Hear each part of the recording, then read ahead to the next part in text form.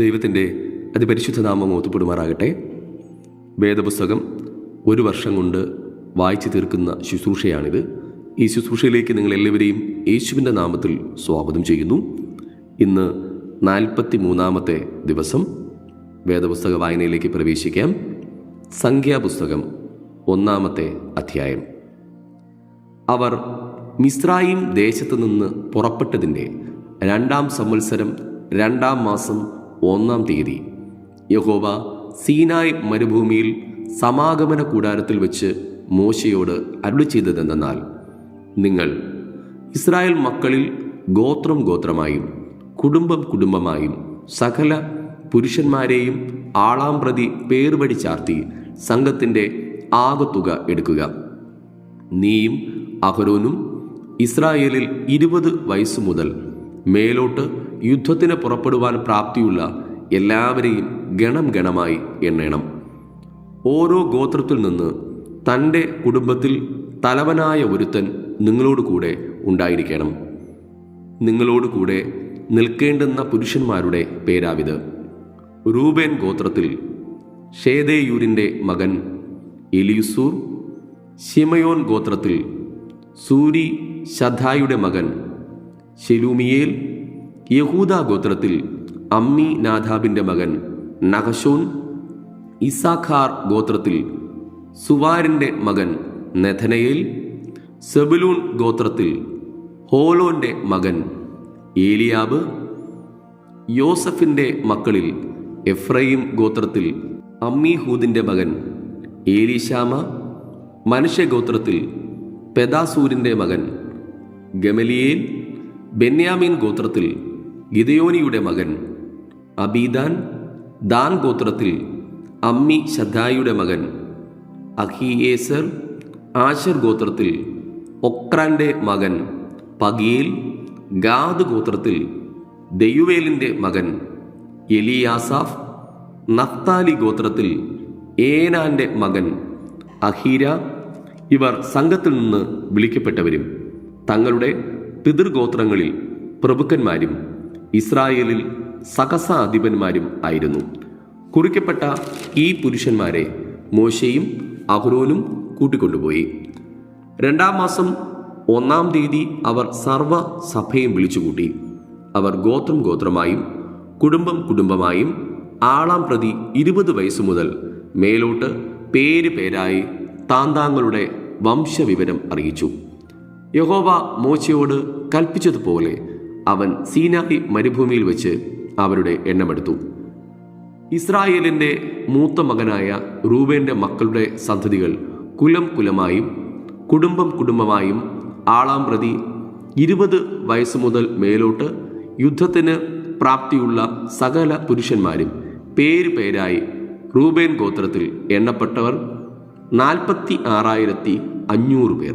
ശിമയോന്റെ മക്കളുടെ സന്തതികളിൽ കുലം കുലമായും കുടുംബം കുടുംബമായും ആളാം പ്രതി 20 വയസ്സു മുതൽ മേലോട്ട് യുദ്ധത്തിന് പ്രാപ്തിയുള്ള സകല പുരുഷന്മാരും പേര് പേരായി ശിമയോൻ ഗോത്രത്തിൽ എണ്ണപ്പെട്ടവർ 59,300 പേർ.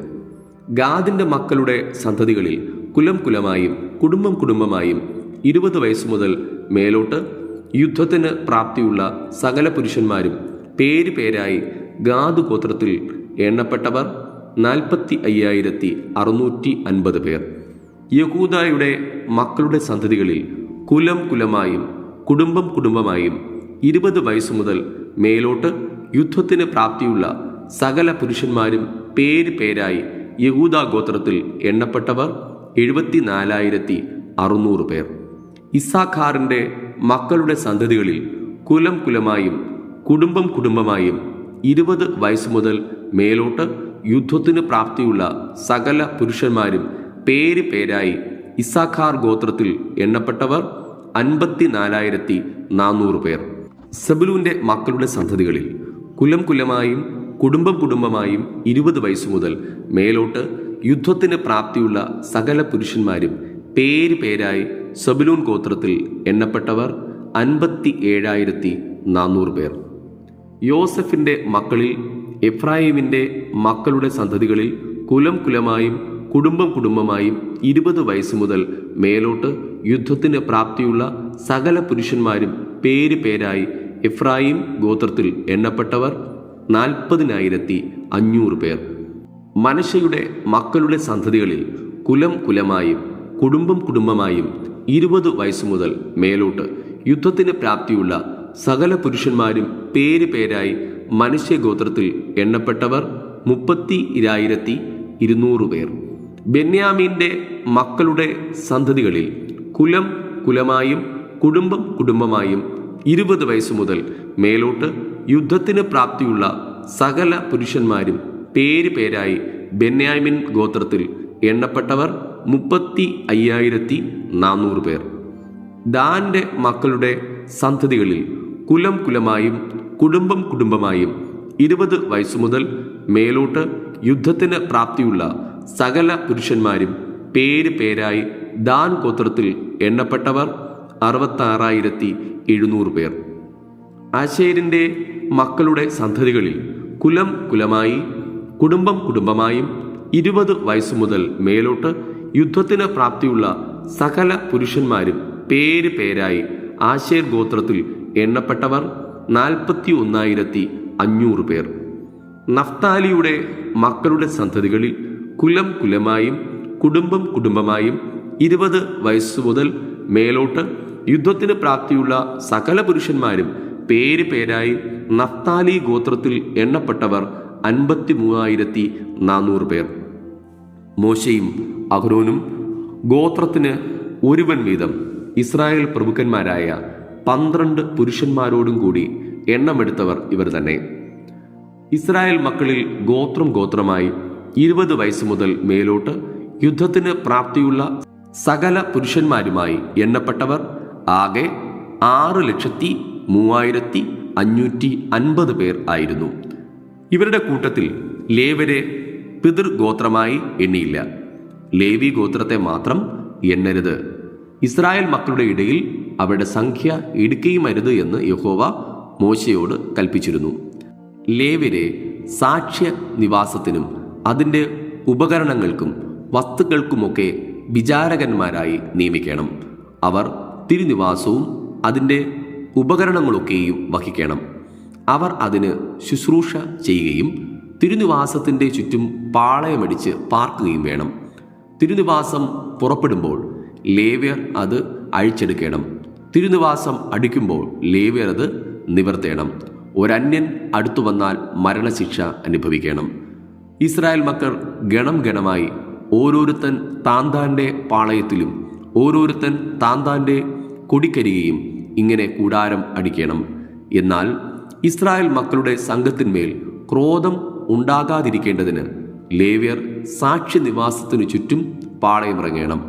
ലേവ്യർ സാക്ഷ്യനിവാസത്തിൻ്റെ കാര്യം നോക്കണം എന്ന് യഹോവ മോശയോട് കൽപ്പിച്ചതുപോലെയെല്ലാം ഇസ്രായേൽ മക്കൾ ചെയ്തു. അതുപോലെ തന്നെ അവർ ചെയ്തു. സംഖ്യാപുസ്തകം 2-ാമത്തെ അധ്യായം. യഹോവ പിന്നെയും മോശയോടും അഹ്റോനോടും അരുളി ചെയ്തത്, ഇസ്രായേൽ മക്കളിൽ ഓരോരുത്തൻ താന്താൻ്റെ ഗോത്രത്തിൻ്റെ അടയാളത്തോടു കൂടിയ കൊടിക്കരികെ പാളയമിറങ്ങണം. സമാഗമന കൂടാരത്തിനെതിരായി ചുറ്റും അവർ പാളയമിറങ്ങണം. യഹൂദ പാളയത്തിൻ്റെ കൊടിക്കീഴിലുള്ളവർ ഗണം ഗണമായി കിഴക്ക് സൂര്യോദയത്തിന് നേരെ പാളയമിറങ്ങണം. യഹൂദയുടെ മക്കൾ അമ്മീനാദാബിൻ്റെ മകൻ നഹശോൻ പ്രഭു ആയിരിക്കണം. അവൻ്റെ ഗണം ആകെ 74,600 പേർ. അവൻ്റെ അരികെ ഇസഖാർ ഗോത്രം പാളയമിറങ്ങണം. ഇസഖാറിൻ്റെ മക്കൾക്ക് സൂവാരിൻ്റെ മകൻ നഥനയേൽ പ്രഭു ആയിരിക്കണം. അവൻ്റെ ഗണം ആകെ 50,400 പേർ. പിന്നെ സെബുലൂൻ ഗോത്രം, സെബുലൂൻ്റെ മക്കൾക്ക് ഹേലോന്റെ മകൻ ഏലിയാബ് പ്രഭു ആയിരിക്കണം. അവൻ്റെ ഗണം ആകെ 57,400 പേർ. യഹൂദ പാളയത്തിലെ ഗണങ്ങളിൽ എണ്ണപ്പെട്ടവർ ആകെ 186,400 പേർ. ഇവർ ആദ്യം പുറപ്പെടണം. റൂബേൻ പാളയത്തിൻ്റെ കൊടിക്കീഴിലുള്ളവർ ഗണം ഗണമായി തെക്ക് ഭാഗത്ത് പാളയമിറങ്ങണം. റൂബേൻ്റെ മക്കൾക്ക് ശേദേയൂരിൻ്റെ മകൻ എലീസൂർ പ്രഭുവായിരിക്കണം. അവൻ്റെ ഗണമാകെ 46,500 പേർ. അവൻ്റെ അരികെ ശിമയോൻ ഗോത്രം പാളയമിറങ്ങണം. ശിമയോൻ്റെ മക്കൾക്ക് സൂരി ശദ്ധായിയുടെ മകൻ ശെലൂമിയേൽ പ്രഭുവായിരിക്കണം. അവൻ്റെ ഗണമാകെ 59,300 പേർ. പിന്നെ ഗാദ് ഗോത്രം. ഗാദിൻ്റെ മക്കൾക്ക് ദെയുവേലിൻ്റെ മകൻ എലിയാസാഫ് പ്രഭുവായിരിക്കണം. അവൻ്റെ ഗണമാകെ 45,650 പേർ. റൂബേൻ പാളയത്തിലെ ഗണങ്ങളിൽ എണ്ണപ്പെട്ടവർ ആകെ 1,51,450 പേർ. അവർ രണ്ടാമതായി പുറപ്പെടണം.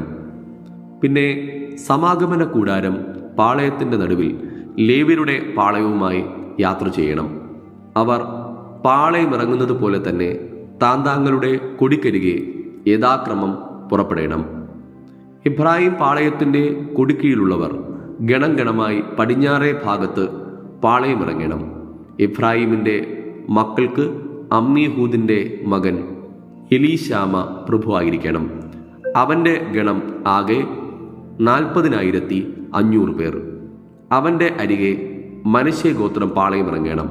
മനശ്ശെയുടെ മക്കൾക്ക് പെദാസൂരിൻ്റെ മകൻ ഗമലിയേൽ പ്രഭുവായിരിക്കണം. അവൻ്റെ ഗണം ആകെ 32,200 പേർ. പിന്നെ ബെന്യാമീൻ ഗോത്രം പാളയമിറങ്ങണം.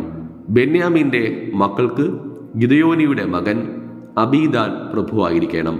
അവൻ്റെ ഗണം ആകെ 35,400 പേർ.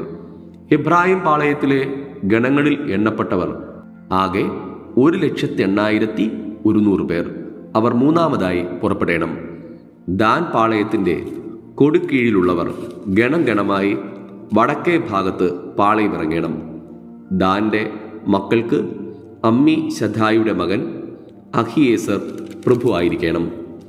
അവൻ്റെ ഗണം ആകെ 62,700 പേർ. അവൻ്റെ അരികെ ആശേർ ഗോത്രം പാളയമിറങ്ങണം. ആശേരിൻ്റെ മക്കൾക്ക് ഒക്രാന്റെ മകൻ പഗീൽ പ്രഭുവായിരിക്കണം. അവൻ്റെ ഗണം ആകെ 41,500 പേർ. പിന്നെ നഫ്താലി ഗോത്രം പാളയമിറങ്ങണം. നഫ്താലിയുടെ മക്കൾക്ക് ഏനാന്റെ മകൻ അഹീര പ്രഭുവായിരിക്കണം. അവൻ്റെ ഗണം ആകെ 53,400 പേർ. ദാൻ പാളയത്തിലെ ഗണങ്ങളിൽ എണ്ണപ്പെട്ടവർ ആകെ 1,57,600 പേർ. അവർ തങ്ങളുടെ കൊടികളോടുകൂടെ ഒടുവിൽ പുറപ്പെടണം. ഇസ്രായേൽ മക്കളിൽ ഗോത്രം ഗോത്രമായി എണ്ണപ്പെട്ടവർ ഇവർ തന്നെ. പാളയങ്ങളിൽ ഗണം ഗണമായി എണ്ണപ്പെട്ടവർ ആകെ 6,03,550 പേർ ആയിരുന്നു. എന്നാൽ യഹോവ മോശയോട് കൽപ്പിച്ചതുപോലെ ഇസ്രായേൽ മക്കളുടെ കൂട്ടത്തിൽ ലേവ്യരെ എണ്ണിയില്ല. യഹോവ മോശയോട് കൽപ്പിച്ചതുപോലെയൊക്കെയും ഇസ്രായേൽ മക്കൾ ചെയ്തു. അങ്ങനെ തന്നെ അവർ താന്താങ്ങളുടെ കൊടിക്കരികെ പാളയമിറങ്ങി. അങ്ങനെ തന്നെ അവർ കുടുംബം കുടുംബമായും കുലം കുലമായും പുറപ്പെട്ടു.